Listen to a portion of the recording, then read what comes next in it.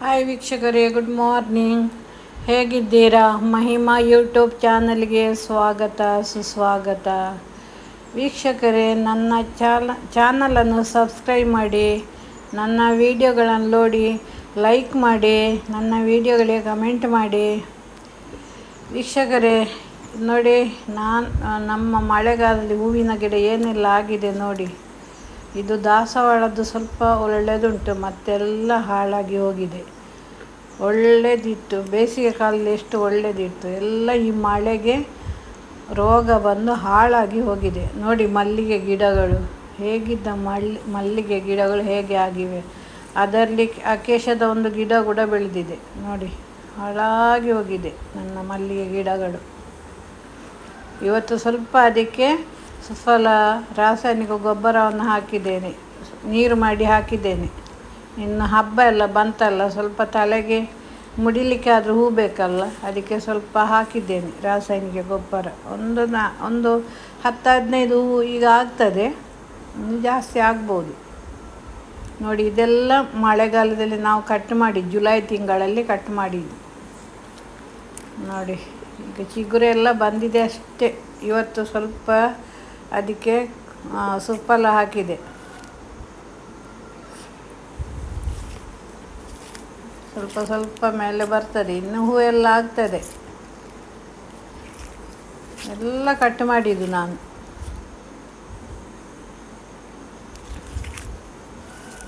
ಹೂ ಆಗುವ ಚೆಂದ ಕಾಣ್ತದೆ. ಮತ್ತೆ ಇನ್ನು ಹೂ ಆಗುವ ಟೈಮ್ ಅಲ್ಲ, ಹೂ ಆಗ್ತದೆ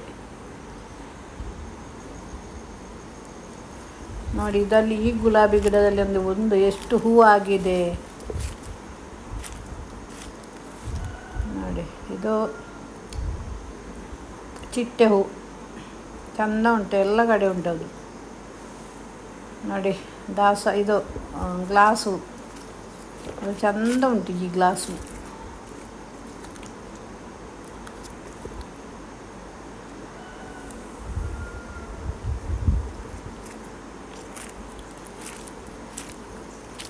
ಇನ್ನು ಬೇಸಿಗೆ ಕಾಲದಲ್ಲಿ ಒಳ್ಳೆಯದಾಗ್ತದೆ ವೀಕ್ಷಕರೇ ನೋಡಲಿಕ್ಕೆ. ಇದು ನೋಡಿ, ಚಿಟ್ಟೆವು ಎಲ್ಲ ಕಡೆ ಉಂಟು. ಅದರ ಗಿಡ, ಅದರ ಬೀಜ ಬಿದ್ದು ಎಲ್ಲ ಕಡೆ ಚಿಟ್ಟೆ ಹೂವಿನ ಗಿಡ ಆಗಿದೆ.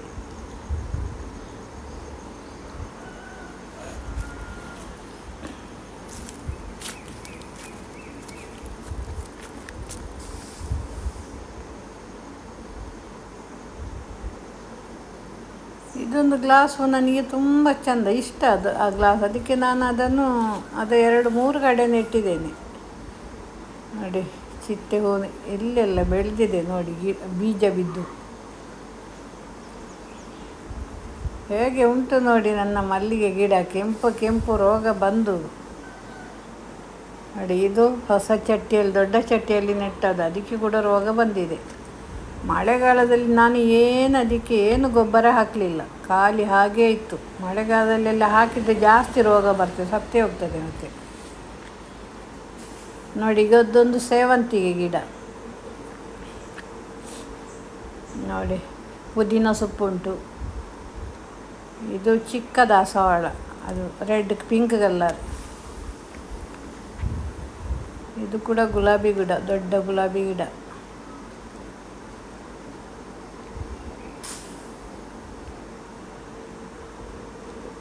ಇದೊಂದು ಕಸಿ ಗುಲಾಬಿ ಗಿಡ, ನಾನು 200 ರೂಪಾಯಿದು ಕೊಟ್ಟು ತಂದದ್ದು ನೋಡಿ. ಆಲೋವೆರಾ ಗಿಡ ಕೂಡ ಉಂಟು ನೋಡಿ. ಈ ದಾಸವಾಳ ಗಿಡದಲ್ಲಿ ಹೂ ಆಗ್ತದೆ, ತುಂಬ ಆಗ್ತದೆ. ಈಗ ನನಗೆ ದೇವರ ಫೋಟೋಕ್ಕೆಲ್ಲ ಇಡಲಿ, ಆಲ್ತರಿಗೆಲ್ಲ ಇಡಲಿಕ್ಕೆ ಒಳ್ಳೆಯದಾಗ್ತದೆ. ತುಂಬ ಫುಲ್ ಆಗ್ತದೆ ಅದರಲ್ಲಿ ಹೂ. ಕೆಂಪು ಕಾಣ್ತದೆ ಇಡೀ ಮರ.